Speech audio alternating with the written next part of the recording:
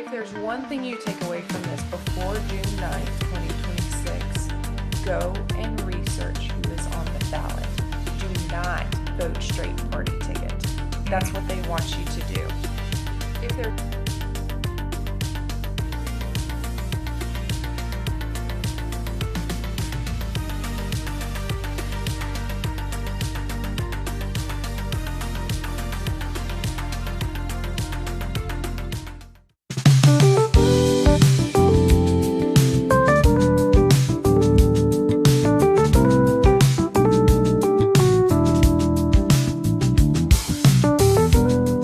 Okay, so welcome back to another episode of Ventures in Data and Finance. We have a very special episode today where we're joined by Alaina Moore, who is the co-founder of Palmetto State Watch, which is a watchdog group here in the state of South Carolina, who tracks primarily the happenings over in Columbia, the state capital, with the state government. And Alaina, you and your team have done some amazing work here on just bringing some honesty to the state government and their doings. And so we want to welcome you. It's an honor to have you here on the show today.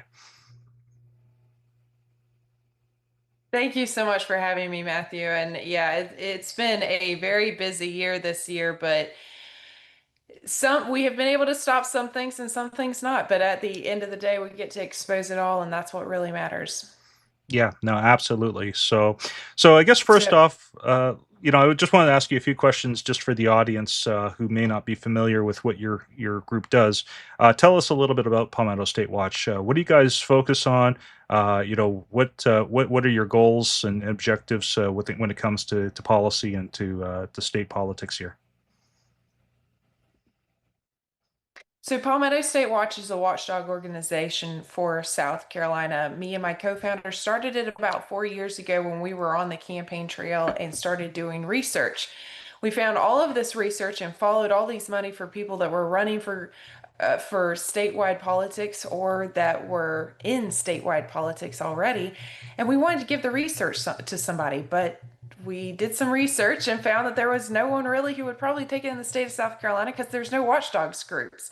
So we decided to start it. And what Palmetto State Watch goals are, the first one obviously is to expose corruption on the local and the state level of South Carolina.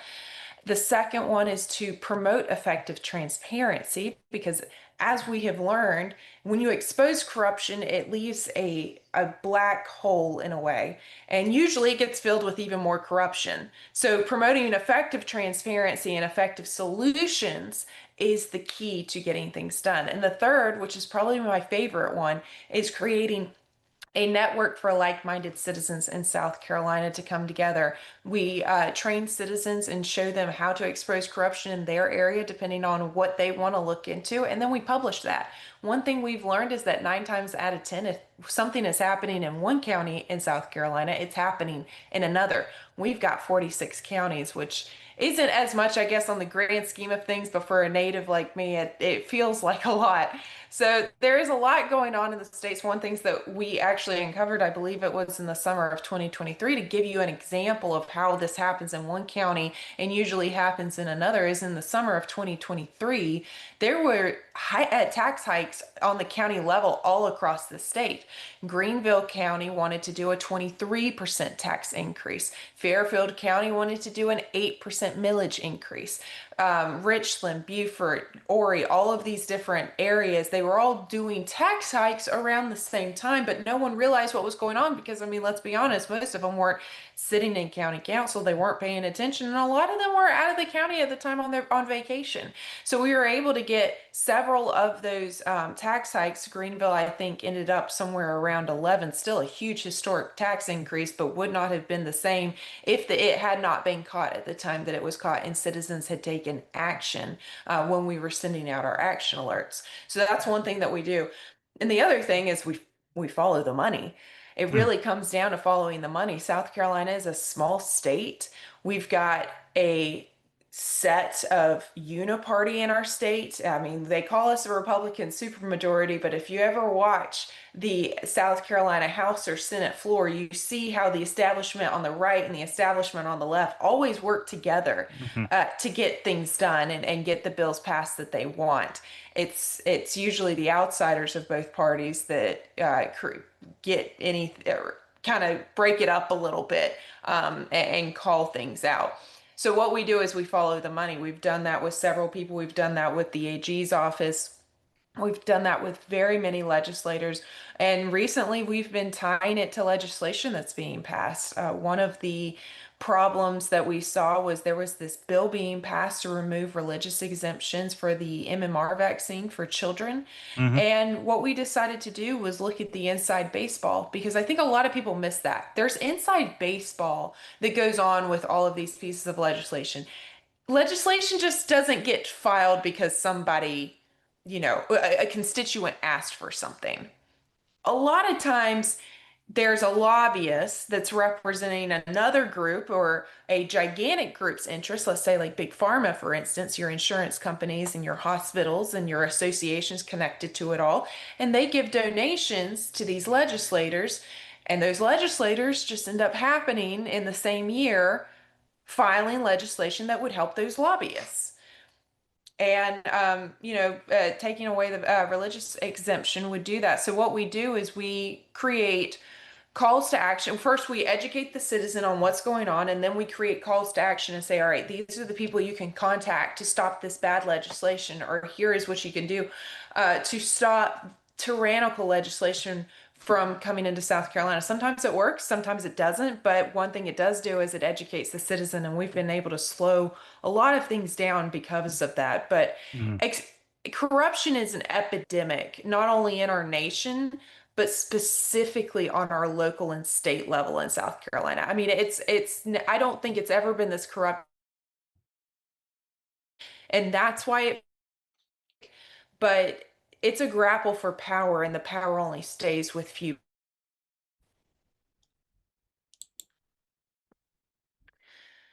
Yeah. So, some other things that we have recently looked into as well has been lawyer litigation retention agreements. And I know we're going to get into some other big things here, but I wanted to cover this just a little bit. A lawyer, our AG's office, tends to have what he does is he'll bring on outside counsel for and create lawyer litigation retention agreements, which basically means, hey, you're a lawyer, let me sit you on this really big settlement that's multiple states are on. And at the end of the day, they end up making hundreds of thousands and in some cases millions of dollars. What we have found is a lot of those lawyers are also legislators that end up passing Hmm. legislation and all vote on the AG's budget at the end of the day. We've also found people that have been close to the Attorney General's office who, when they are being sat on these settlements, the same day they create LLCs and end up donating to the AG and several other lawyer legislators that are involved. It's a cycle of money that just goes around and around and around.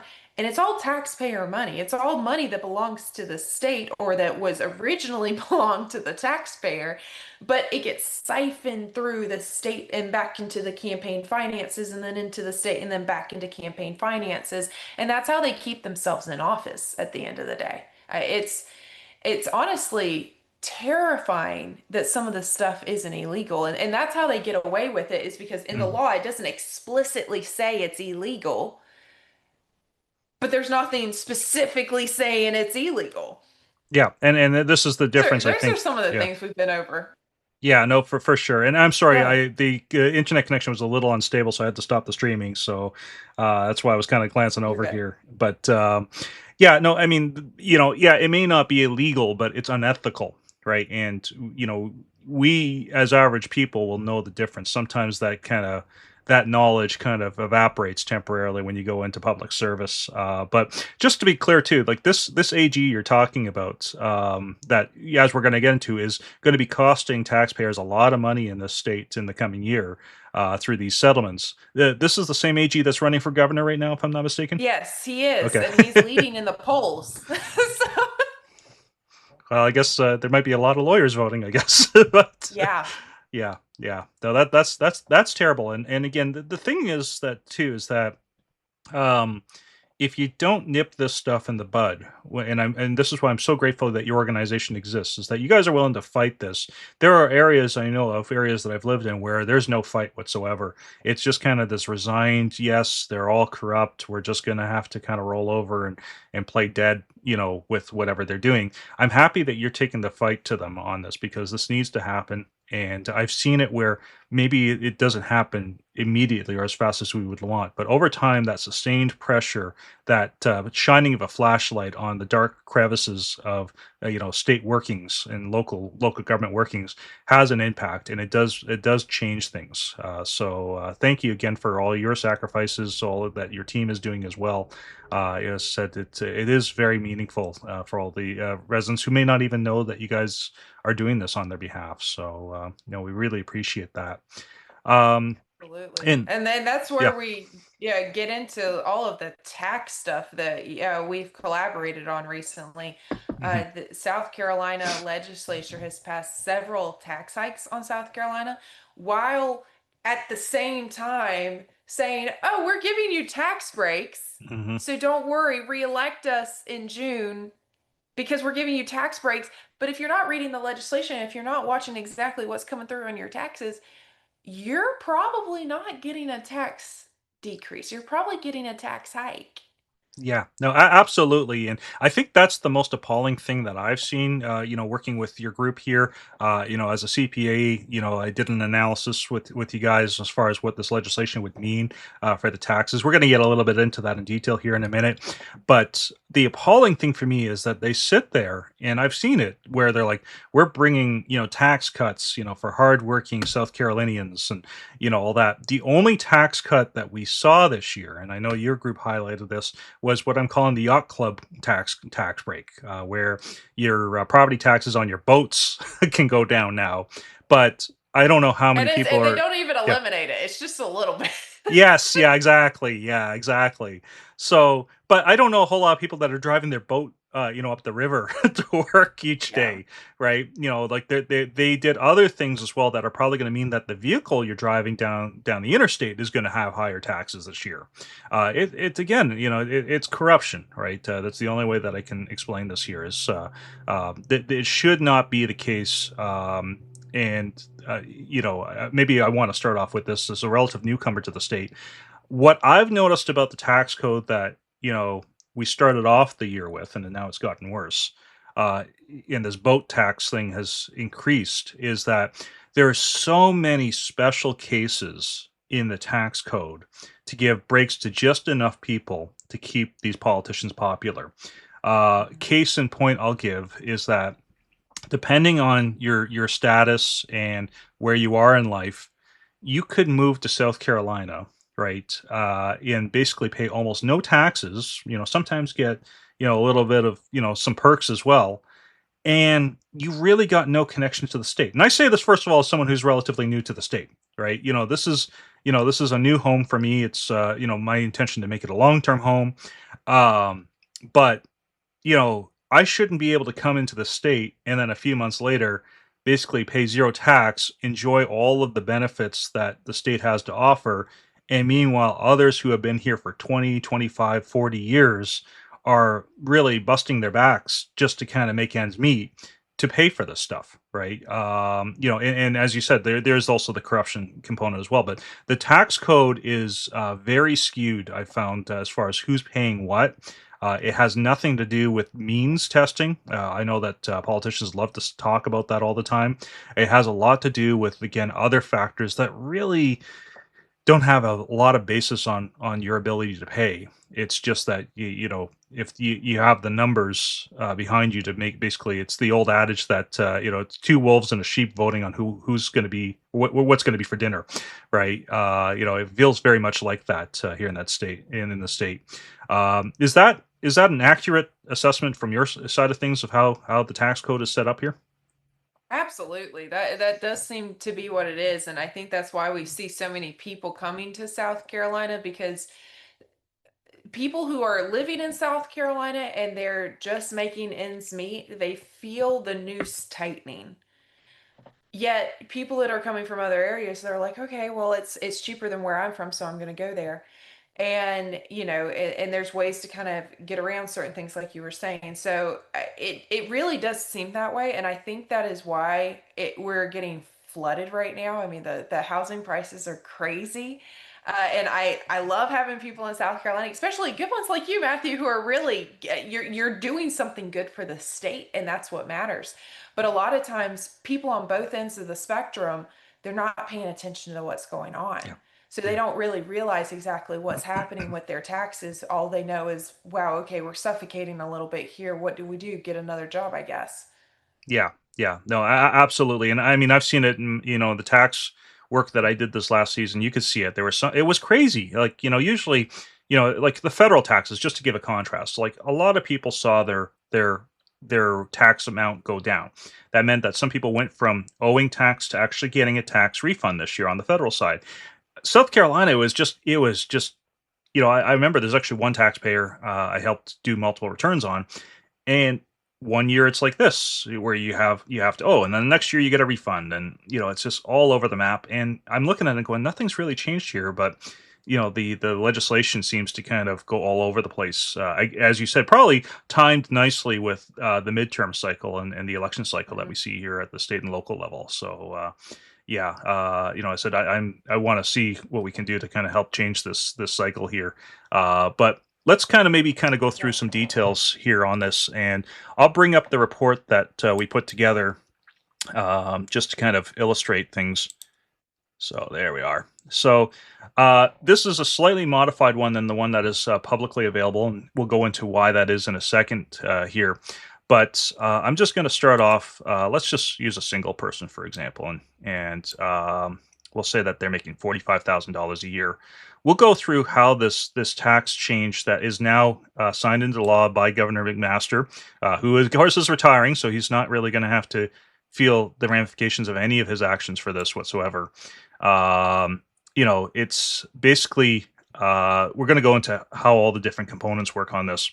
So, starting off with, we'll say $46,000 in income. Your deduction's going to go down. And one thing, Alaina, I wanted to point out, just at the outset, when we put this together in January, I used the standard deduction information available at the federal level. So under the big beautiful bill in Washington, a single person now is getting $15,750 off their federal taxes as a standard deduction. It's a little bit of a top up. When I looked at the legislation that was signed into law, and again, as a caveat, maybe they haven't updated the site.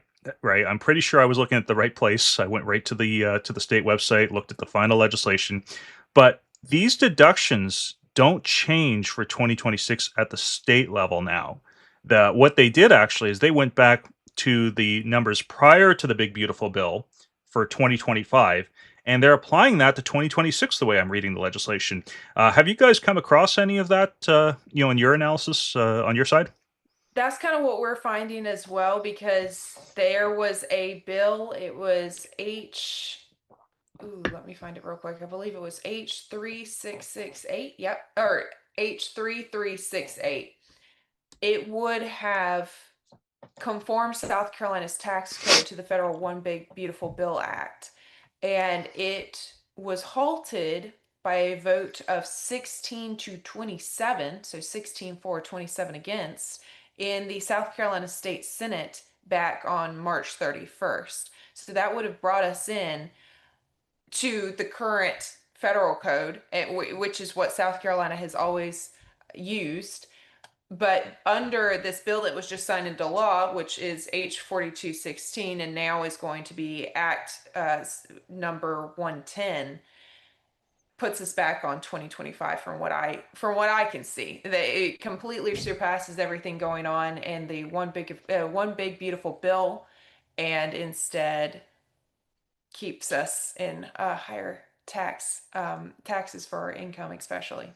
Yeah, yeah, especially in a year. Well, let's remember here that when the governor signed this law, into being at the end of March, we were already 1 month into higher gas prices.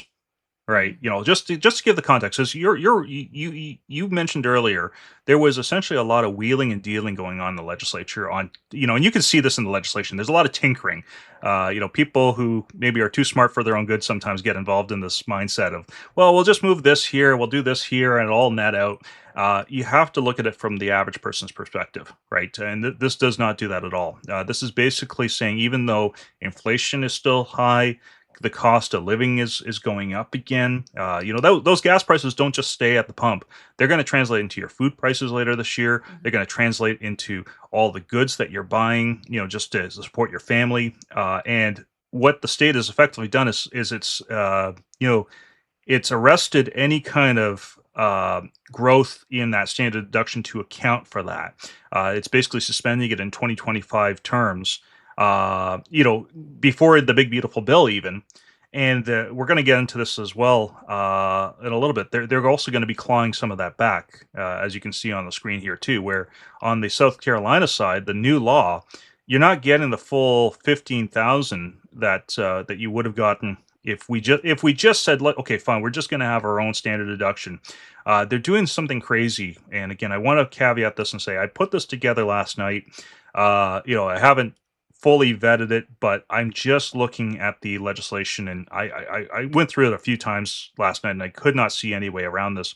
Where basically, what's going to happen now is that if you're a single person, you know, you only get the standard deduction if you're making under $55,000. So right now, in our scenario with the person making $46,000, they're going to get, not as much, but they'll get something. It is going down though, right? 13 is less than 15.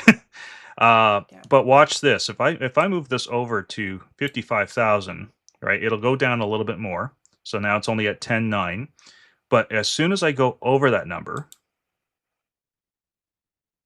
it goes to zero, right? According to the way that I'm seeing the legislation. And that is because what the legislation itself says on the site right now is that it's a hard stop, right? You make a dollar over $55,000, which, I get some people, in the state get by on that barely. But as you said, the noose is tightening, Elena. For people who are maybe getting ahead, may have gotten a pay raise or a promotion this year, they're going to find themselves paying more taxes by making, say, $56,000 than they would have if they were making $45,000. And that is, again, that's just crazy that they're doing it this way. Illustrating it on the graph here, you can see that bump where anything in red means you're going to be paying more tax under this new legislation. But look how much more you pay as soon as you get over that 55,000 range here. Uh, you know, to your point, I think part of the problem here is with communication. There hasn't been a lot of transparency, there hasn't been consistency, and there hasn't been honesty. Do you think that's fair? I would think so. And one thing that I would say is super dishonest about this entire bill was who it was written by. It was actually written by Palmetto Promise, which is a nonprofit group in South Carolina that is very much hooked into the establishment and has become a pipeline, honestly, for elected officials. The lady who was in charge of that is now our head of Department of Education in the state, and now Wendy Dameron is over it, and she was the one who helped put all of this whole bill together. And one of the reasons I believe why personally is because this is going to help their donors, and that's just about it. It's a great talking point. It's going to cut taxes for the donor class specifically, income wise, and it gives them another reason to be reelected.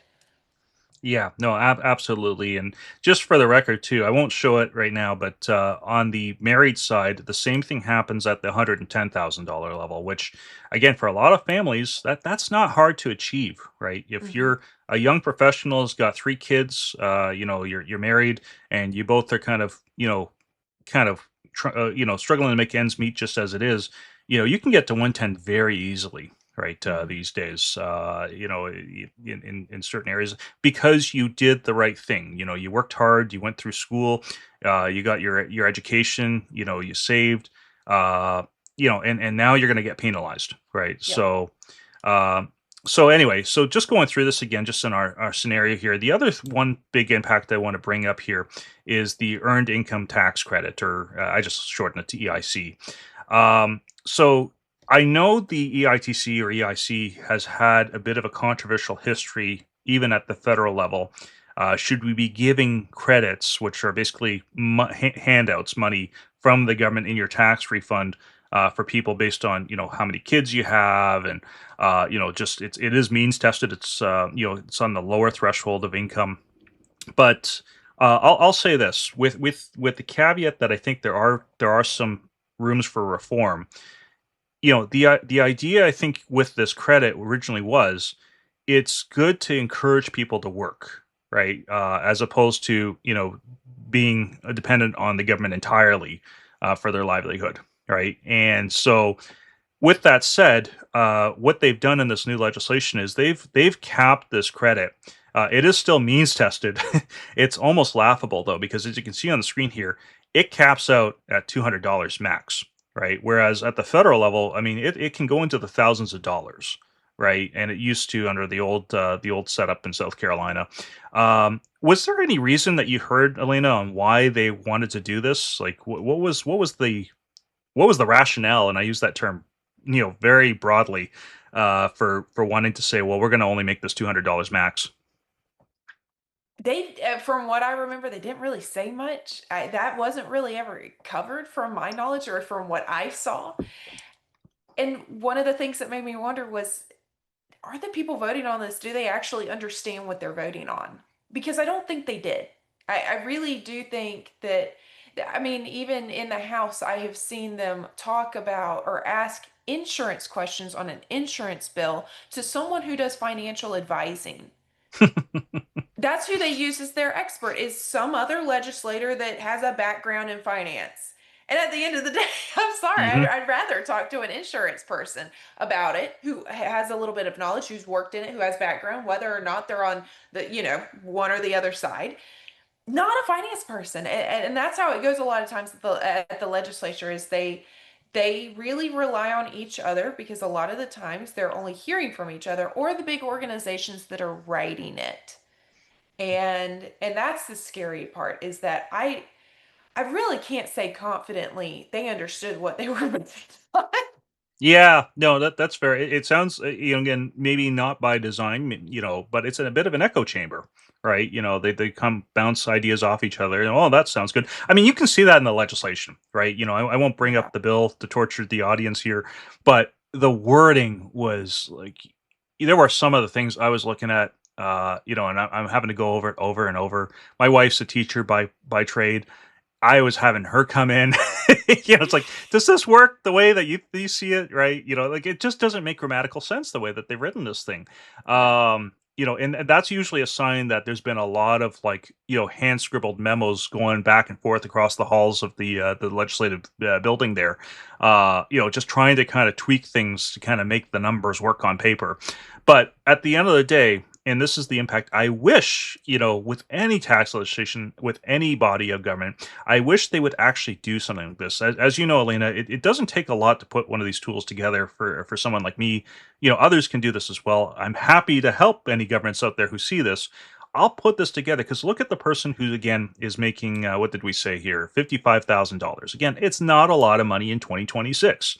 Their tax bill under this legislation is going to go up over $1,500 thanks to these changes, right? Hmm. You know, maybe we're off by a couple of dollars here or there, right? With the final changes came through as and how the Department of Revenue is going to translate this, but not a lot from there, right? Not a lot of difference from there, and that's a lot of money for people, right? What's going to happen now is that one of two things you're going to see if you're living in South Carolina. Either you're going to see your paycheck claw back more money just as we're heading into summer, just again as gas prices are really hitting everyone's pocketbooks, right?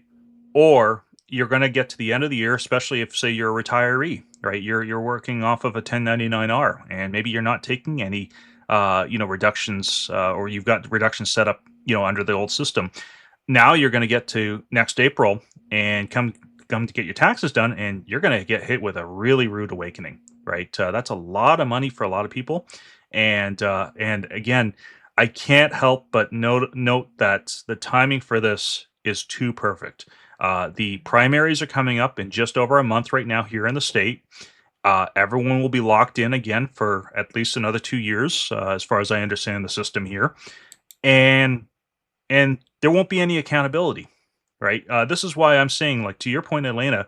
You guys I know have done a lot of work with. There are some good legislators there in the Capitol, but I think everyone, for their own sake, needs to kind of take a step back and look at their primary elections and say, if the person's an incumbent, were they voting for these bills? Because there's a whole collection of them. It's not just this tax bill that we're going through in detail here. There's a whole collection of them, and we really need to understand, where some of these incumbents either actively or passively, engaged in hiking taxes for the average South Carolinian. And that's why it's so important to check what their voting record is on here. And if you go to palmettostatewatch.com, it's the first article we have up right now. It's the Great South Carolina Tax Scam, where we go through several different bills talking about, and we list the votes every time in the Senate and the House. And most of these people have, I mean, from what I have seen, a lot of them have primary opponents. They're getting primaried by actually decent people that at least seem to have a really good platform. And you know what? I'll take anything over most of these incumbents these days. You can change this June 9th for the House. And I will say the House of Representatives is up this year, along with our governor, our AG, and several other seats, U.S. Senate.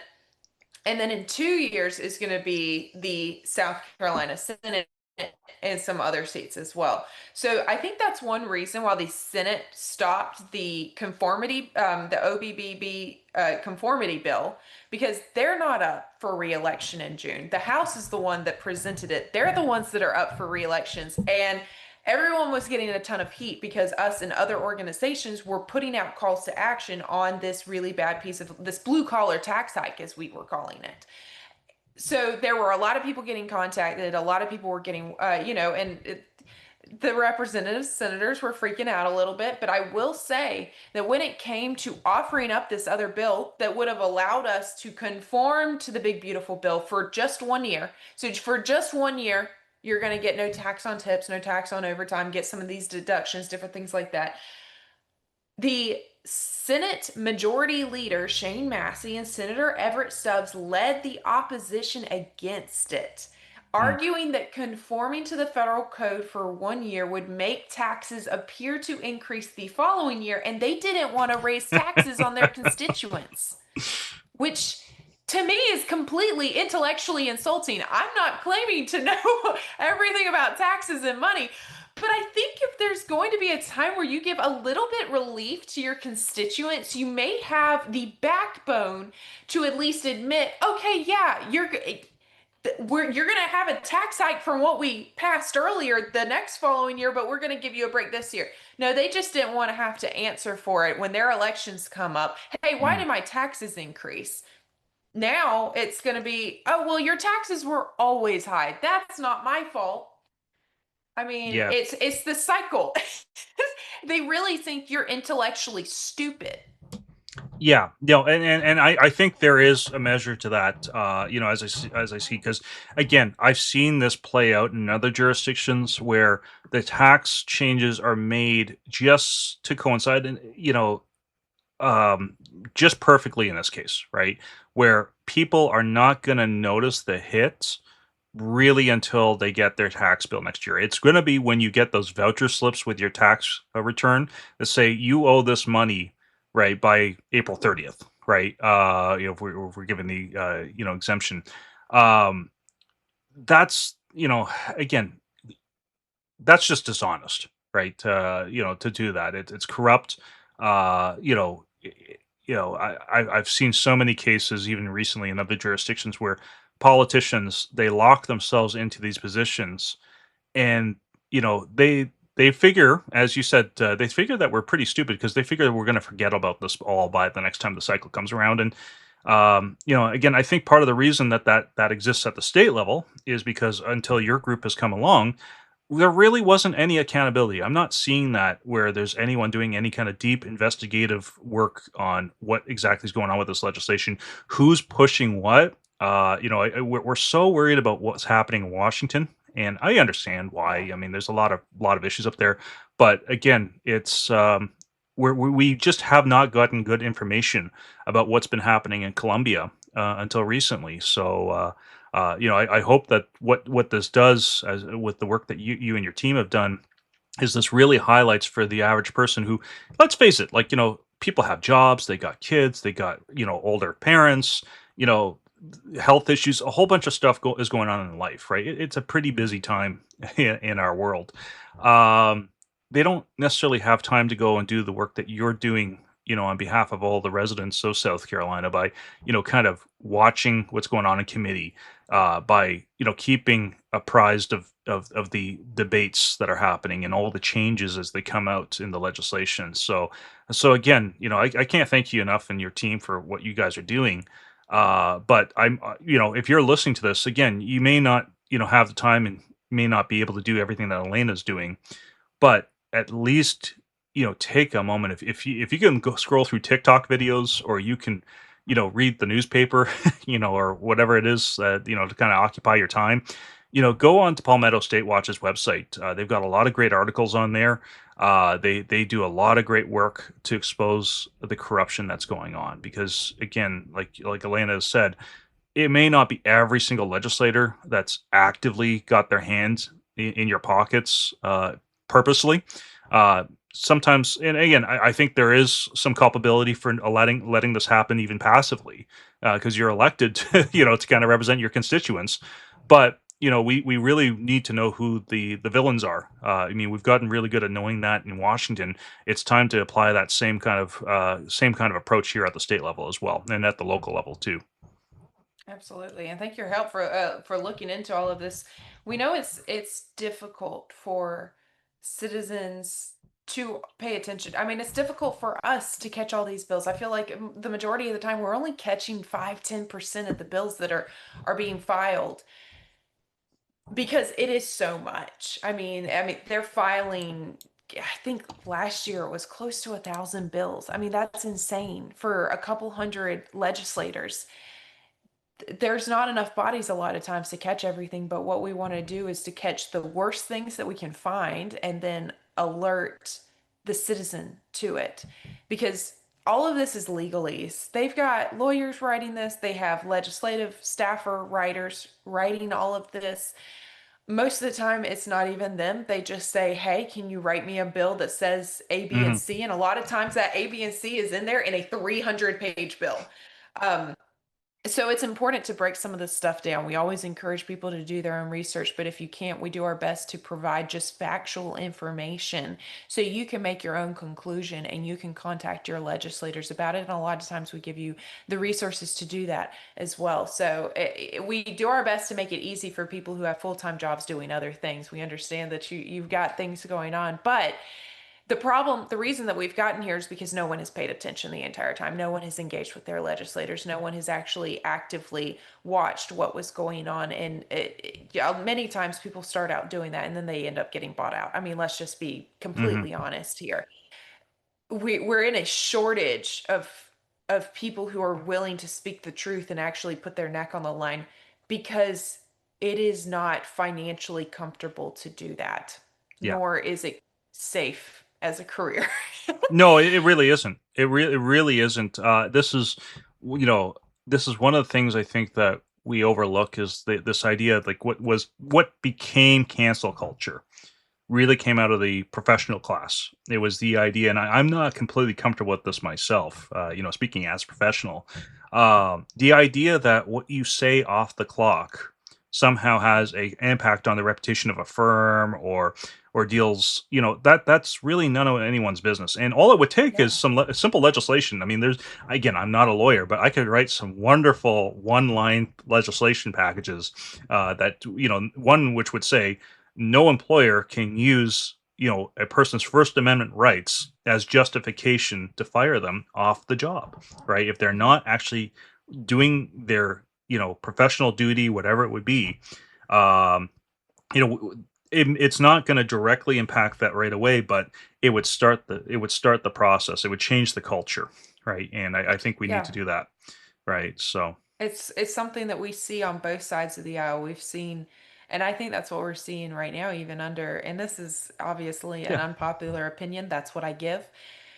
It happened under Biden. It's happening under Trump again. We're having a freedom of speech freak out Mm-hmm. right now. And there are laws being passed on the local and the state level in South Carolina and the national level, as we have seen. But even in South Carolina, that are passing forms of hate speech laws Mm-hmm. to where if you said something on the internet or you said something that was implied to be racist or anti-Semitic or any of these other things, then you can be legally penalized for it. Yeah. It's this is scary stuff. Our First Amendment is under full-blown attack right now, and it's not from just the Democrats. It's not just from both the Republicans. And the reason you get here is because no one is watching, or there's only a small amount of people who are watching, and those are the people that they want to silence. Yeah. And I want to point this out because one of the things, and Elena, you know this about me, um, I really felt like I was given the opportunity to come to the States because, as you may have told, I'm not from around here by my accent, right? I'm originally from Canada, and I fully embrace the States. I love being here. It's a beautiful country, beautiful system that's under attack, but the foundations are still there. They just need to be reinforced. Um, Mhm. as we speak right now, we are in a season where up in Canada, just if anyone's like, oh, it'll never get too bad, it's just going to go after the kooks, right? There is a crown minister in Canada, in Ottawa, the national capital, who went on the record in their committee saying Romans 1 in the Bible would be illegal under the new hate speech law that they're passing. And he was very explicit about it. There was no more candy coating about it because they don't need to candy coat it anymore up there, right? We've seen stuff like in Colorado, other states as well, where yeah, they want to do it, but they know there's that pesky First Amendment around there. Mhm. You cannot depend on the Supreme Court makeup always being the same. You can't even depend on this current makeup being consistent. I mean, some days I look at that and I'm wondering if they're just doing those lottery balls to see if who's going to vote which way on certain cases, right? I'm a big Fourth Amendment guy as well, and I mean, I look at it and go, what in the world are they doing? But you can't depend on the government to protect you from the government, right? The only reason that this changes, and I'll give an illustration of this, is when the citizens take their rights seriously and reinforce it. Flock cameras, but we'll go into that later. Here's an example for you, and this is known even internationally. People talk about why the U.S. has never been invaded or will never be invaded by a traditional army showing up on our shores. Like, again, I'm going to nerd myself out here. If you've ever played Red Alert 2 back in the day, right? The Soviet Union showing up on the shores of New York and all that. That's not going to happen. And the reason it's not going to happen is that there are more guns and firearms in this country than there are people. And every American, even in blue states, they're armed to the teeth as much as they can be, right? And no military is ever going to want to go through the nightmare of having to go street by street, house by house, not even sure what they're going to be seeing when they open a door, right? What's going to be pointed at them, right? To Mhm. to take over the United States. It's just not going to happen. So they're using other means, right? They're using what they call fourth generational warfare instead. But could you imagine, right? Because I know people are going, "Ugh, icky guns. It's violent." It's like, could you imagine what it would be like if we went back to what I remember as a kid, even in a place like Canada, where the idea of the right to privacy was understood? That's your Fourth Amendment right there, right? Where the right to free speech, which was understood even a mere 20 years ago, was that's your free speech. Hate speech laws have no place in a republic like the United States. No place at all, right? I don't care how mean it is. I don't care how hurt someone feels over it, right? They have no place because the moment we cross that line, right, the person like you, like yourself, Elena, who is speaking truth to power, right, says something. The emperor has no clothes, right? Mhm. That right gets curbed, right? Because these laws, and I've seen it happen, from a distance now, thankfully in Canada, these laws get applied very selectively, right? It's not going to get applied. And we've seen this. I mean, look at what's happening with the Epstein files and all this other stuff, right? There's so many laws that our legislators at the federal and state level are breaking regularly. There are police that are breaking the laws regularly. The law, they love to say, well, I'm the law. The law is the Constitution, right? There are police Yes. that should be in prison for what they're doing on duty, right? And I'm not saying all police are bad, right? I'm just pointing out that this is the way our system works. No one's supposed to be above the law, right? And so, again, I'm very grateful for what you're doing. One last question I had for you, just Yes. on Palmetto State Watch's website. Do you guys have like a scorecard to help people kind of sift through all the votes and kind of a recommendation based on like the recent legislative activities? So that people have something that they can, again, go do some more research if they want to as well. But just a Mhm. kind of a good starting point of who are the bad guys and who are kind of the come alongers that exist right now in the state capitol.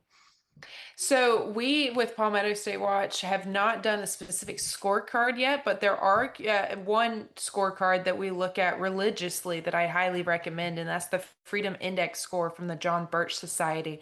The Mm, Freedom Index score is very specific compared to most scores, and you can obviously you can look at the growth. I believe it's the growth fund score and the CPAC score. Those are also decent ones to look at. But I specifically like the Freedom Index score because what it does is it takes the Constitution and it takes these certain legislation and it compares the two. And it says, okay, this is how this legislation holds up to the Constitution and how it doesn't. And if you vote for these pieces of legislation that are directly against the Constitution, or then you will end up being scored badly. So I really like that one. If there's, and the other thing that we do, and we'll be coming out with more things that are similar to a scorecard in the future. We're actually going to be talking about what to look for in a good candidate. That's an article that mm, we're working on right now. And if you're ever interested in finding a certain person or information on a certain person, you can type their names into our websites. We've got two websites. We have Palmetto State Watch Foundation and then Palmetto State Watch. Those are both .coms. You can plug their names into that, see what comes up. mm. See what your senator maybe has been written about. If you want to see kind of how they've been voting on things, especially the tax stuff, you can go to an article as that as well. But we post the Freedom Index score a lot on social media when legislators say certain things. Specifically, our latest was Senator Josh Kimbrell, who is running for governor on the gubernatorial debate stage. He made a claim about something, and we said, "Oh, okay. You said we've got a lot of rhinos. Well, let's take a look at what your Freedom Index score is. Oh, you're failing. Okay." Maybe you're a rhino as well. I don't know. We'll let the people decide. That's what we normally do. So Yeah. that's a great resource that I highly recommend to people. Excellent. No, that's great. Thanks for putting that together and those recommendations. Um, yeah, and I guess I'll leave you with the last word here. Anything you want to leave with our audience as far as any other steps that they can take, especially as we're heading into this end of the primary season? What should people, what would you want people to know in South Carolina as we're going into the next 5 weeks here? If there's one thing you take away from this before June 9th, 2026, go and research who is on the ballot. Do not vote straight party ticket. That's Mm, what they want you to do. The just like we've been saying, the people who are running for governor, they also have people that are running for AG. AG Wilson, for example, is very close to people like Goldfinch and Stumbo, who are both running for attorney general. There's a cycle that it lasts in, and what I highly recommend is go and look at their records. If they're a senator like Senator Stephen Goldfinch, go research his name a couple of times. See some of the lawsuits that are going on with him. Take a look at his fight to kick out certain conservative people in our that are currently in office. So that's my biggest thing. Research who is on the ballot before you go and vote, and choose who you believe is the most anti-corruption individual. And that's what I can stress the most is anti-corruption. See hmm who is pushing against the grain the most. See what their answers are, whether it's on a debate stage, a forum, or a voting record. Hmm. It's really easy. I mean, you can take their names and plug them into our website. You'll find different things, and usually, if we haven't written on them, that's probably a good thing.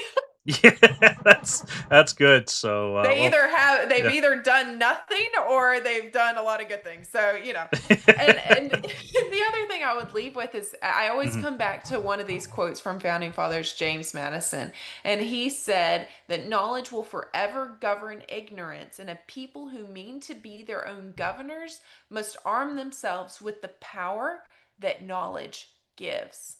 Hmm.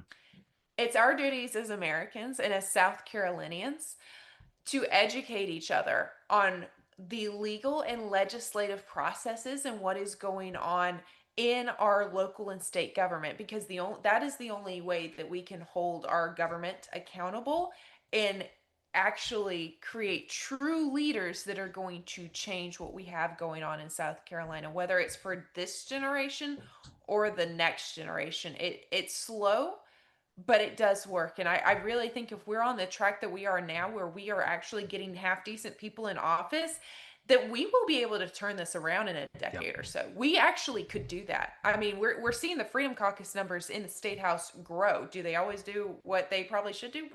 Not always. But you know what? They're a lot better Yeah. than what we've got in there. And that's what we have to look at, is putting good people in there. We got a lot of people primary. We got a lot of people that are sticking their necks out on the line, paying thousands of dollars to run, who you could put in office, everyday people that are looking to hold your interests at the forefront of their voting processes and their actions. But you actually have to do that. So just, if anything, research, and it could be one evening. You don't have to sit there for a long time, but see what different organizations are saying about these people. Look at their voting records.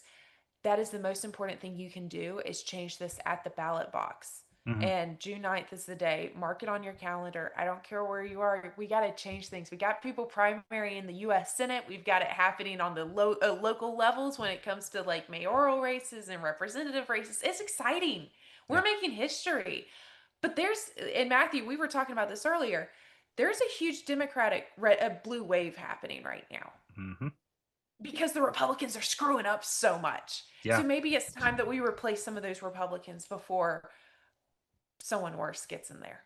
Yeah, no, absolutely. I mean, again, if the Republicans are hiking taxes with the supermajority here that we've just gone through, what's the point of voting Republican?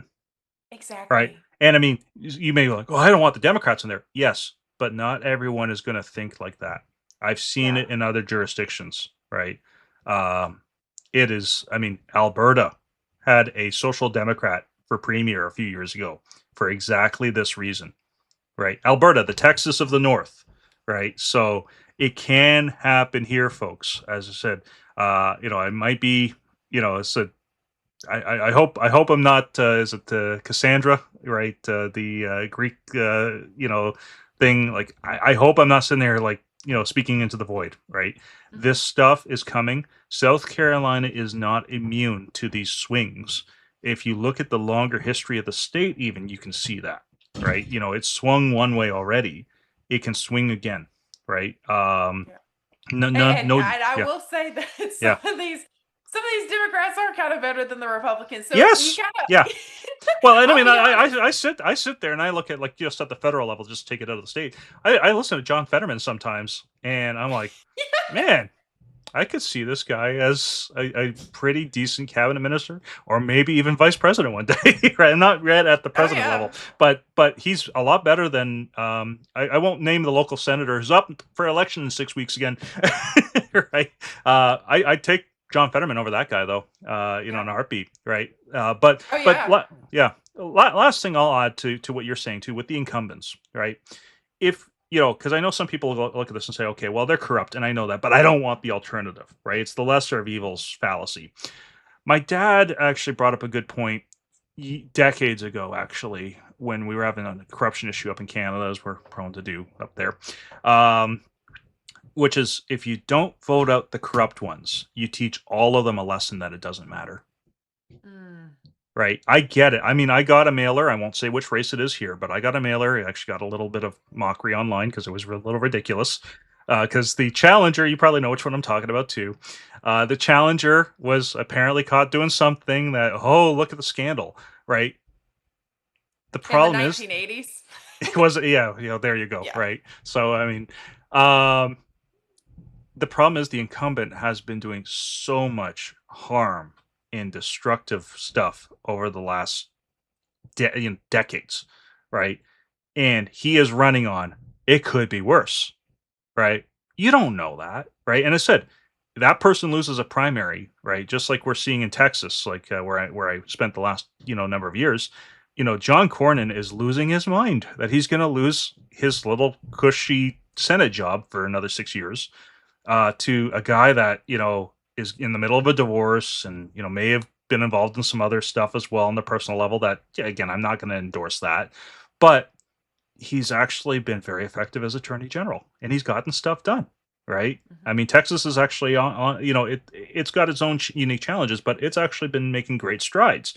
um don't and it's gotten to the point where the Washington establishment has taken notice and they're freaking out, right? The same thing's happening with the Democrat side. Chuck Schumer is freaking out because all of his hands appointed candidates for Senate races are losing their primaries to challengers on the Democrat side. This is good, folks, right? This is good that they're not feeling secure, right?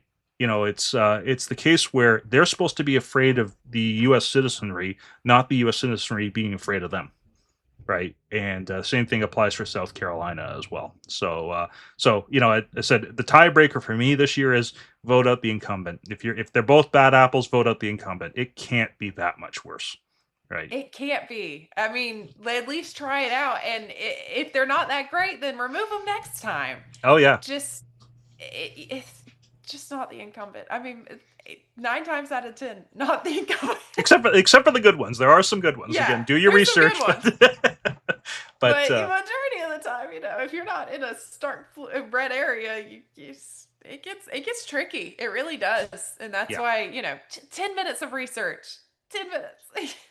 Yeah, absolutely. Well, thank you again, Alaina Moore, Palmetto State Watch, doing great work on behalf of all the residents of South Carolina. If you have any questions, go to our website again, palmettostatewatch.com. I know there's contact information there as well. She would love to talk to any groups in the area that, across, again, it's not a large state, so it's not hard to travel. Hmm. If you're interested in learning more about what they do or having them out to kind of explain some stuff along the lines of what we talked about or other work they're doing, reach out to them, today. But thanks again, Alaina. We'd be honored to have you back again, when more nonsense inevitably comes up. But Absolutely. Thank you so yeah. much for having me, Matthew.